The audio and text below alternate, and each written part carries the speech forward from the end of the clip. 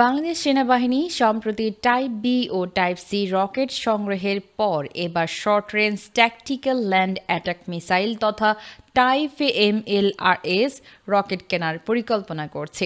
Type এ rocket artillery তার calibre ও range উভয় দিক থেকেই অত্যন্ত শক্তিশালী। এই ধরনের মিসাইলের পাল্লা প্রায় ৩০০ থেকে ৪৫০ কিলোমিটার পর্যন্ত এবং ক্যালিবার ৩০০ থেকে ৪০০ মিলিমিটার হতে পারে। যদিও এগুলোকে এমএলআরএস বলা হয়, প্রকৃতপক্ষে এগুলো অনেক সময় শর্ট থেকে মিডিয়াম রেঞ্জের ব্যালিস্টিক মিসাইল হিসেবে কাজ করে। বিশ্বব্যাপী একটি সংস্থা রয়েছে যার নাম MTCR missile technology control regime. তারা দূরপাল্লার ভূমি থেকে আঘাত হানার ক্ষমতা সম্পন্ন মিসাইলের বেচাকেনা নিয়ন্ত্রণ করে থাকে। তাদের নিয়ম অনুযায়ী ৩০০ কিলোমিটারের বেশি রেঞ্জের মিসাইলের লেনদেন নিষিদ্ধ। তবে এই বিধি শুধুমাত্র ব্যালিস্টিক মিসাইলের ক্ষেত্রে প্রযোজ্য, রকেট আর্টিলারির ক্ষেত্রে নয়।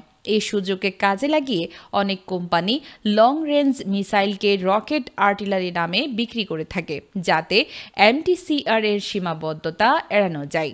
২০১৭-১৮ সালে বাংলাদেশ সেনাবাহিনী টাইপ এমএলআরএস এর জন্য একটি ইভ্যালুয়েশন প্রক্রিয়া শুরু করেছিল, যেখানে সর্বোচ্চ রেঞ্জ ২৮০ থেকে ৩০০ কিলোমিটার পর্যন্ত চাওয়া হয়েছিল। এই প্রেক্ষাপটে চীন, তুরস্ক কিংবা সার্বিয়া হতে বাংলাদেশ এসব সিস্টেম সংগ্রহ করতে পারে। এই গাইডেড মিসাইল বা রকেটগুলো জিপিএস প্রযুক্তি নির্ভর, অর্থাৎ এগুলো নির্ধারিত লক্ষ্যবস্তুতে নিখুঁতভাবে আঘাত হানতে সক্ষম।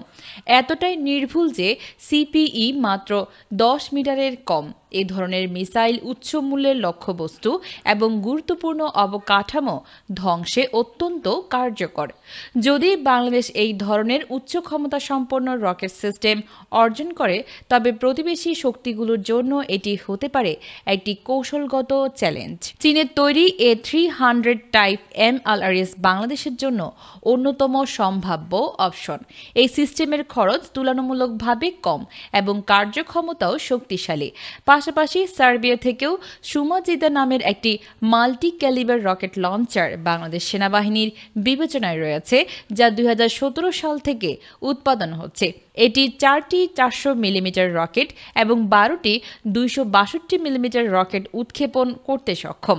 অন্যদিকে তুরস্কের বোরাখান নামের শর্ট রেঞ্জ ব্যালিস্টিক মিসাইলও বিবেচনায় রয়েছে, যার পাল্লা ৩০০ থেকে ৪০০ কিলোমিটার পর্যন্ত। ২০১৯ সালে বাংলাদেশ থেকে একটি প্রতিনিধি দল এই মিসাইল সিস্টেম পরিদর্শন করেছিল।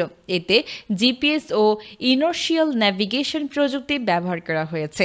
মিসাইলটির মোট ওজন ২৫০০ কেজি এবং এটি ৪৭০ কেজির একটি হাই এক্সপ্লোসিভ ওয়ারহেড বহন করতে পারে।